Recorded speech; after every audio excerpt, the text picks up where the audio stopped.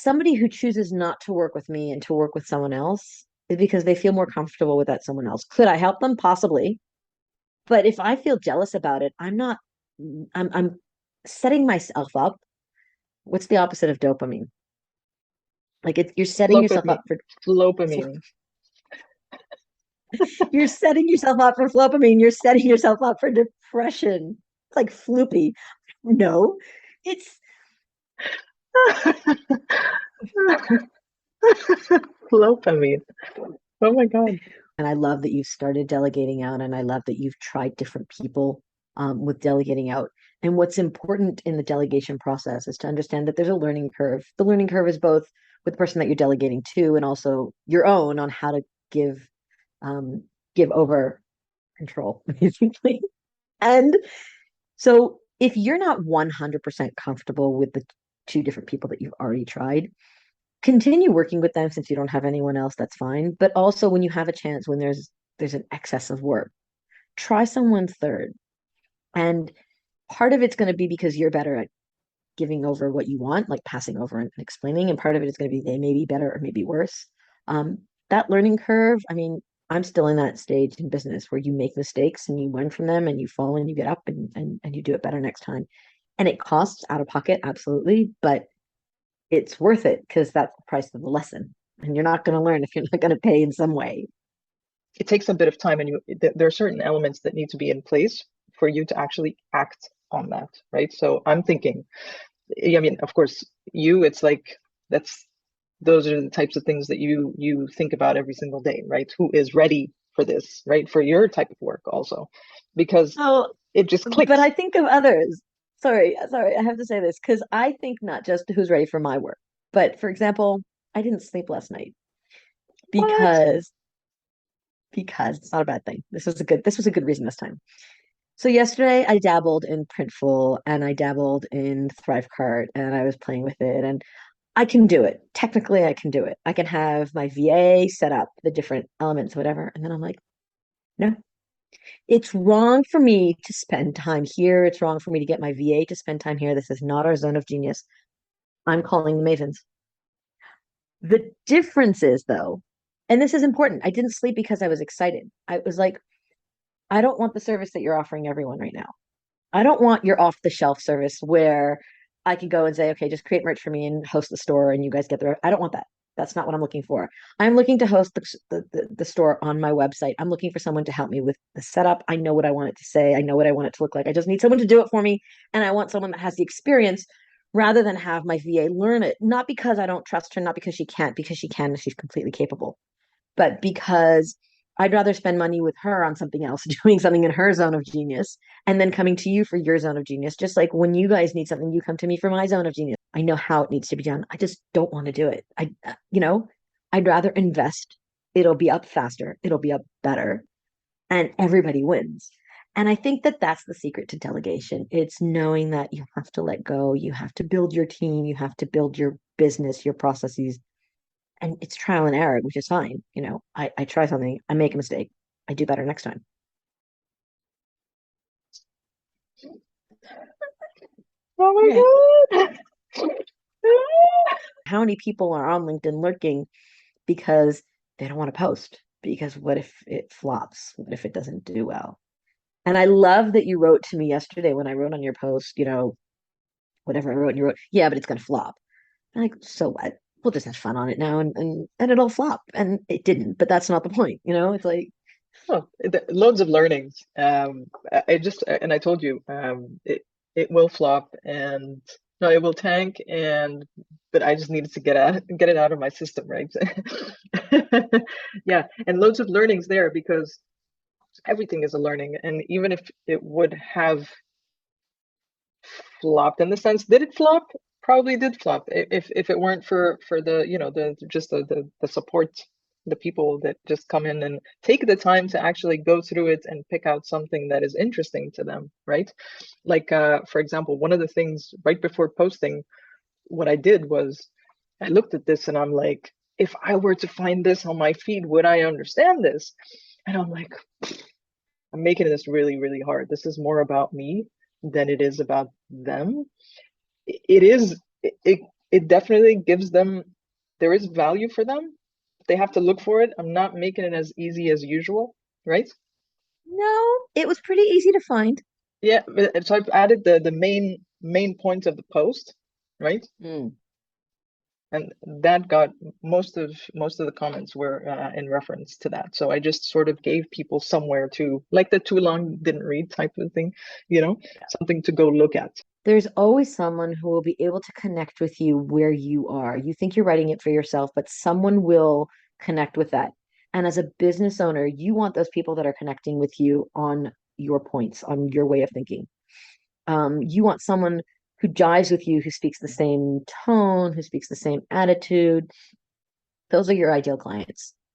And by sharing something personal about how you snip it and then you step away and you need that time, that's telling me more about you. That's telling me more about your process. If I'm thinking of working with you, okay, wait a minute, now I know her process. Oh, I could never leave anything now. She's wrong for me. Or, yeah, I do that. I admire someone who does that. Talk to them where you want them to be. Like, right, I talk about systems, I talk about processes, I talk about the value of those. A lot of the people that are in my audience are not quite ready for those yet. But when they are, hey, I know where to reach. I know who to reach out to. And it happens faster than you realize. I mean, if you're delegating now, you're two steps away from, processes. You're two steps away from processes, Yeah. processes. You're one of the best examples, top of mind, through the content, through the relationships that you are building, from what I can see, right? But I have my experience uh, to I can call in my experience with you, right? Um, it's just literally top of mind. I don't know if I ended up calling you the queen of processes at some point, but that's what you are to me, right? To the queen of processes, whether you're a fit for them or not.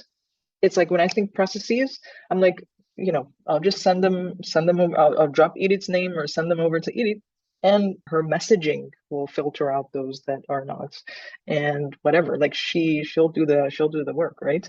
Until I actually learn, like Doug, for example. Someday I will nail exactly his ideal client, right? Doug is another one that I recommend a lot, right? So I think you are a wonderful example of this, that this top of mind. You also post more often than most. That's true, but that's not an excuse for me. Like I think this top of mind thing, after a while, of course, if you disappeared and I didn't hear anything from you for 2 years, nothing, Bite your tongue. I'm like, at some point, maybe even not. I don't know. It depends on the strength. I don't know. Now I'm wondering the It also strength of depends on who fills in the gap, right? Who hmm, fills in the gap that's there. I think there are so many copywriters on this platform. Doug stands out differently from all of them. James stands out differently from all of them. I mean, he's not doing copywriting anymore at the moment. Like he already has a different job, but he does stand out. Yeah. There are a few names that I will say that stand out in the copywriting world because they do it differently. There's this one woman, her name is Hani Pasquez. Her ads, she doesn't ad for herself once a year. It's a block of text. You read every single word going, and she's so unique because her style is that sarcastic style. Adina Kaplan and Naomi Rubner both have that humor style, right? So these people have made a name for themselves in the 500,000, 75,000 copywriter world because they stand out somehow. And it's not easy. And like you said, and there's so much work for everyone, right? So you just find the right client for the right person at the right absolutely. time. The way that the Jewish way of looking at it is you can't touch what belongs to your friend by a drop, right? Like by the hair, by a hair. So if somebody goes to you and works with you, that's because they were meant to work with you, not with me, just as an example, right? Like there's no point in being jealous. It wasn't yours. And the amount of money you're going to make is already determined on the new year, like for that year. And so, and it was amazing. I saw it this year with my eyes, like two clients who usually pay me right on time and whatever. And this time they owed me money right before the new year, but no, that money didn't belong to that year. It belonged to the next year. And right after the holidays, I got the money in the bank, which I don't care. Like it was just to show me how it works. This, what you're going to earn, who you're going to meet, this is all determined. You can't be jealous of someone else. It's not yours. What's the point of jealousy? We can go on for hours about that because there's, we're aligned in part of it, but the other part, like, bring out the popcorn. Bring out the popcorn. That should be the title. Bring out the popcorn is the title for this episode. And basically, let's watch, jealousy. You'll be back, right? If someone hires your friend, just, do not do this. Look at them and be like, you go, you'll be back. You'll see. Do not do this. Well, this is the thing. If I don't view my competition as competition, if I view my competition as collaborators, and I have a few people in my field that I talk to on a regular basis, and we exchange ideas. And if I run into a problem, I'll text them or I'll DM them or whatever. And we help each other out. We're not looking for the same target audience. We're not looking, if we need to work together, maybe we'll create something together. But in theory, I'll recommend someone that's not a fit for me because maybe it's a fit for them. If I don't see them as competition, but as collaboration, as collaborators, I'm going to be happy for them when they get more money. And again, that money doesn't belong to me. Somebody who chooses not to work with me and to work with someone else is because they feel more comfortable with that someone else. Could I help them? Possibly. But if I feel jealous about it, I'm setting myself up. What's the opposite of dopamine? Like you're setting yourself Flopamine. up for Flopamine. you're setting yourself up for flopamine. You're setting yourself up for depression. It's like floopy. No, it's Flopamine. Oh my God. there is such a thing in Hebrew called well, in Hebrew it's called kinat sofrim. It means like jealousy of authors, which is a bad translation, really bad translation. But like when you're jealous of someone, it leads you to perform better and it leads you to improve yourself. So it's not jealousy that's leading you down that downward spiral of, oh, he's getting all the job. I'm not going to get anything. Nobody loves me. I suck. It's that, oh, look at him, what he's doing. He's obviously doing something right. What can I learn from him? How can I improve? I want to reach that point. Let's go. Or look at him or her, look at them, what they're doing. It's actually possible and doable, right? How can I do that Exactly. same thing, do that same thing in my own area of work or with my own group of, clients or ideal clients, etc. Yeah. I love how you used dopamine. It sounded so serious, and I think we could get like this could actually become a thing. Yeah. Word. A word. You got the dopamine and then you've got the flopamine. There you go. There you go. I pull you down, flipperine all the way. Circumstances and thoughts are what's going to lead to actions and or what's going to lead to results. So tying this back to the jealousy, if our circumstances are that, we're not doing well, but someone in our competition is doing well, in our field is doing well, and our thoughts are, hey, I can do that. That's potential to lead to results that are you succeed. Whereas if the circumstances are someone in our field in our competition is doing really well and our thoughts are, oh, I'm so jealous, that's going to lead us down that flopamine downward spiral to, you know, oh, I suck. And obviously the results are going to be that you're not going to get off the ground. And it's a whole process inside, but it was phenomenal to see. And I think every business owner, every person needs to look at their life in those glasses of, these are the circumstances that I've been given. My uncle would say, this is the board, these are the players. And now what are your thoughts on that? And how are you going to change it to lead to the results that you want? First of all, I'm very proud of you. That's the word that comes out. So very proud of you. Very happy for you. That really is awesome. I think it really is from our conversations over the past few months. I think it really is like that thing that's gonna boom, right? Because you've already done a lot of that on your own and with the resources that you have. But I think this is really gonna just give you that boom. I hope so. anti I anti-flopamine. already it does. So yeah, That's flip me. awesome. Yeah. So That's a so great I word. I joined a group with one of my favorite people. She's a coach, and she's doing this little WhatsApp group. I mean, we're three people. We know each other, right? Um, because the idea of, like you said, it's all our thoughts, right? So you set a goal, right? It could be 6 months from now, it could be end of year, it could be whatever, right? Set a goal, a specific one, and you think about how that would feel, right? Um, that you're there and you believe that it's actually possible because it was possible, right? So the idea is to how do we go back to where we are now and put in place certain things every single day that will make us believe, right? And the exercise is every single day in that WhatsApp group, we have to put three evidences, so 3 or 4 evidences that that is true, that I I like that. I know exactly how to get 3 creators a week. I know exactly how to whatever, right? Get a new customer for the video testimonials from customer interviews, right? So you repeat that, I know exactly how to X, and then you put 3 evidences from your day.